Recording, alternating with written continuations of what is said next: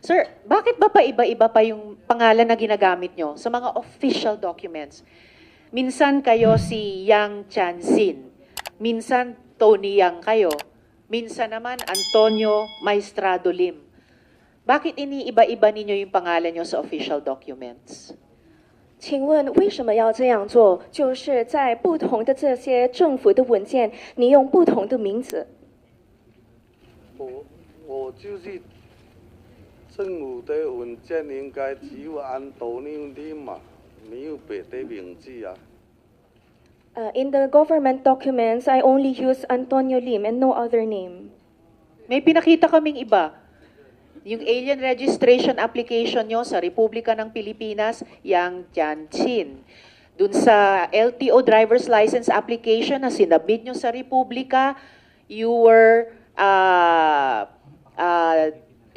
Tony Yang, the previous slide. Doon naman, dito naman sa TIN application nyo, Antonio Maestrado Lim. Hindi totoo na isang pangalan lang ginagamit nyo, iniiba-iba ninyo. And you have profited from changing your name and your nationality dito sa iba't ibang submissions nyo. At your convenience. Talagang for convenience. Gaya ng sinabi nyo tungkol sa lolo nyo. You're only Filipino when it benefits you. Miss Carolyn. OK， 参议员认为，就是你在这些政府的文件就使用了不同的名字。刚才那个外国人注册，你用了那个杨建清的名字，但是在驾驶照还有这个交税的文件，你用了你的英文名字，就是 Antonio Lim。那我们认为呢，你这样用就是为了在菲律宾能够赚钱，能够使用你这个菲律宾的这个身份来在这里开业做企业。我对就是说在菲律宾做生意吧，中国人比如说没有菲律宾的那个证件就不能做生意吧，不能申请这个营业执照啦，我就是当时我外公啊，他弄这个给我，我在想应该他也是想说，为了我在这边做生意，以后长期留下来在菲律宾比较方便嘛，应该是这样的。Yes, because the initial intention of my grandfather is for me to start a business here. That's why I use an English name so that I can also apply for business permits, for other documentations that will be needed for the business. Precisely. So for the record, Mr. Yang has confirmed that he is also Antonio Maestrado Lim, aside from Tony Yang, aside from Yang Chansin. At di ako makapaniwala, quarter of a century na kayo dito sa Pilipinas, sa Cagayan de Oro included, at di pa kayo marunong mag-Bisaya fluently o Filipino fluently. Dili ako buang para maniwala dyan, Madam Mr. Chair, Madam Yang. Chair, can I just clarify Senator one thing? Joel, one Can I thing. just clarify, Caroline, if you can relay this message? Is it still your grandfather who applied for the TIN, for the LTO and ACR, as you previously mentioned for your certificate of live birth? Yung grandfather mo pa rin ba yung nag-apply para sa'yo at this point in time na ganito ka ng katanda? Miss Carolyn. 请问杨先生，这些其他的文件，刚才你说过，就是你是出生证，就是有你的外公来帮你办理。那么其他的文件，比如说这个驾驶照啊，这个外国人的注册啊，还有这些交税的号码，也就是您的外公来帮你办理吗？不是，这个不是我外公帮我办理，这个是我去办理的。No, it was not.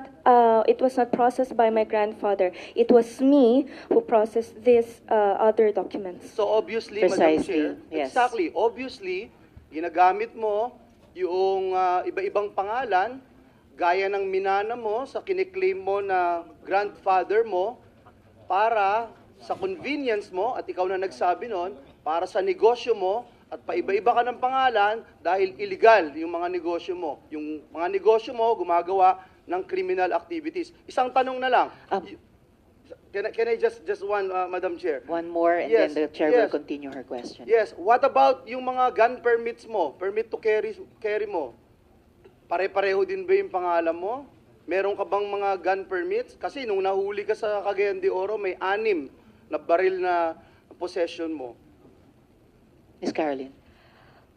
OK，所以一个问题就是，请问你那个持枪的那个证书就是用什么名字？那个是安多纽林的哦，持枪的。是安多纽林。 I use Antonio Lim for that permit. For Madam all Chair, 6. I just wanted to put on record, last na po ito, hindi Pilipino.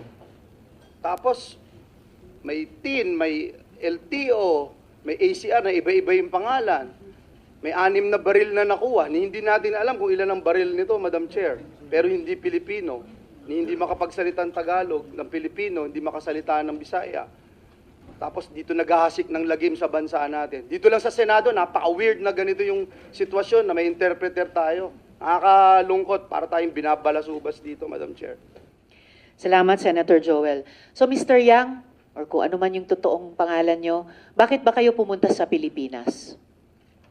请问杨先生，您为什么要过来菲律宾？因为我爷爷当时我外公嘛，他们就在这边啦。他们叫我过来这边发展做生意，这样就是过来这边做生意吧。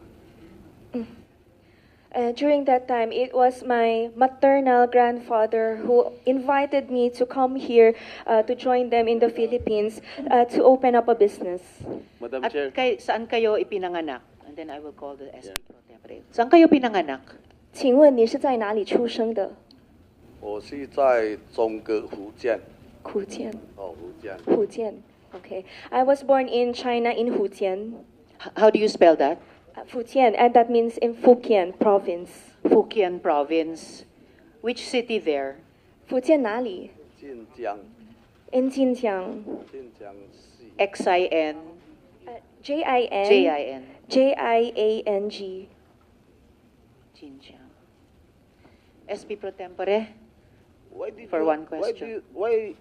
do you have a birth certificate, live birth certificate when you were born in China? 那请问你是在中国出生对吧？为什么有这个菲律宾的出生证呢？菲律宾的出生证是吧？是。就是我过来这边应该大概3年还是4年吧，我爷爷去弄来给我的，我外公嘛去弄来给我的。 Yes, it was my maternal grandfather who helped me process the birth certificate for the first during the third or fourth year that I came here in the Philippines. And your... Yes, SP Pro Tempore. Tingin mo nga kung buhay pa yung lolo niya. 请问你的外公还活着吗？我外公应该在15年、十几年前就过世了。十几年前。哦， Okay. 过世了。 So my grandfather, he passed away around 10 years ago. Eh kaya niya ginagamit dahil patay na eh. You are always using your grandmother or your grandfather because they are already dead. How can we ask them questions? If indeed it's true that they processed all your fake documents here. And Mr. Yang, ang nakalagay sa birth certificate nyo, place of birth, Misamis Oriental. Eh, you just told us pinanganak kayo sa Xinjiang, sa Fujian province. So, a lie on the birth certificate, isa pang patunay na irregular yung birth certificate nyo.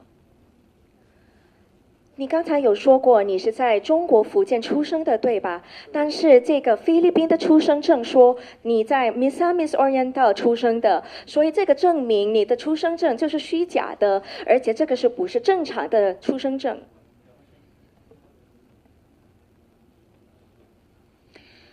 Mr. Yang, klaro po sa komite namin na peke yung birth certificate nyo.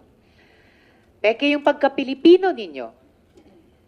Inaamin mo na nagpapanggap ka lamang na Pilipino para magkapera dito sa Pilipinas.